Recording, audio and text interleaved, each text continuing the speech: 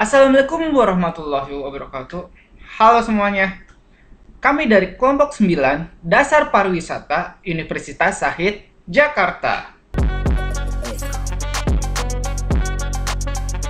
Kami akan menjelaskan ke kalian makanan khas asal Indonesia. Lebih tepatnya tuh dari daerah Garut. Terkadang juga suku Betawi memakannya. Makanan itu adalah dodol. Kalian tahu nggak gimana cara pembuatannya, sejarahnya, mutu, dan apa saja jenisnya? Yuk, simak terus ya video ini, jangan kemana-mana. Dodol merupakan makanan yang acap menjadi identitas dan simbol status sosial di dalam sejumlah perayaan. Banyak sebutan yang identik dengan dodol, seperti niangau atau kue keranjang, wajit, jenang, lempok, gelinang, dan beragam nama lainnya di berbagai daerah Indonesia. Dodol bagi masyarakat Betawi yang bertempat tinggal di Jakarta adalah sebagai makanan perayaan melalui dodol yang dibuat dalam proses yang lama dan dikerjakan secara bersama-sama. Semangat gotong royong sangat diperlukan. Pembuatan dodol melibatkan beberapa keluarga, di mana tugas para lelaki adalah mengaduk adonan dodol yang prosesnya sampai dengan 10 jam, hingga warnanya berubah menjadi coklat kemasan. Sedangkan perempuan bertugas menyiapkan bahan-bahannya. Sedangkan bagi masyarakat Garut, dodol telah menjadi simbol buah tangan khas yang telah menjadi ikon dari kota tersebut. Pada masyarakat Tionghoa, dodol dikenal dengan nama kue keranjang yang menjadi ciri khas dalam perayaan Tahun Baru Imlek. Bagi mereka, kue keranjang akan membawa keberuntungan jika dapat disusun tinggi. Semakin tinggi kue tersebut, maka semakin banyak keberuntungan yang diperoleh oleh mereka. Lain halnya bagi masyarakat Jawa, dodol dikenal dengan sebutan jenang. Penganan jenang telah dikenal sejak zaman Hindu-Buddha. Oleh sebab itu, jenang digunakan di berbagai upacara adat, baik itu hajatan pernikahan, perayaan kelahiran, bahkan upacara kematian. Jenang telah menjadi simbol ucapan doa dan harapan bagi masyarakat Jawa. Proses pemasakan dodol meliputi 4 tahap, yaitu pembuatan mata ulah, pengadukan pertama, pengadukan kedua, dan pengadukan ketiga. Pada proses pengadukan pertama, suhu pemasakan mencapai suhu 65-75 derajat Celcius. Kira-kira kenapa ya?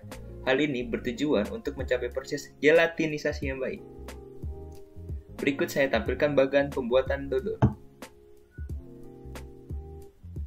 Dodol yang terbuat dari buah-buahan tertentu, misalnya seperti durian, nangka, stroberi, dan sirsak, umumnya masih menggunakan metode bleeding. Metode bleeding ini dilakukan dengan menghaluskan buah-buahan tersebut, lalu dicampurkan dengan bahan baku yang lainnya seperti tepung beras dan kelapa, dicampur menjadi satu, lalu dimasak hingga mengental dan tidak lengket. Tapi sepertinya proses pembuatan dodol ini dapat disingkat waktunya dengan memodifikasi beberapa tahapan. Berikut merupakan modifikasi pengolahan dodol. Modifikasi ini dilakukan terhadap beberapa proses tahapan dalam pengolahan dodol. Contohnya, proses tahap pendidihan diganti dengan proses pengukusan. Hal ini menghasilkan dodol dengan kadar air yang lebih tinggi dan tekstur yang lebih lembek. Namun, masih memiliki kadar gula reduksi yang lebih rendah dengan penerimaan cita rasa dan bau yang lebih baik. Metode pengukusan campuran tepung dan pengukusan campuran lumatan tepung dan larutan gula mampu memberikan proses pemasakan yang lebih singkat, namun tekstur dodol yang lebih lembek. Modifikasi proses pembuatan dodol melalui penambahan enzim amilase maltogenik. Enzim ini mampu memperbaiki tekstur dodol dan memperpanjang umur simpan dan membantu tekstur dan elastisitas dodol hingga 6 bulan jika disimpan dalam suhu ruangan. Teknik ini memiliki pengaruh langsung terhadap karakteristik reologi dodol.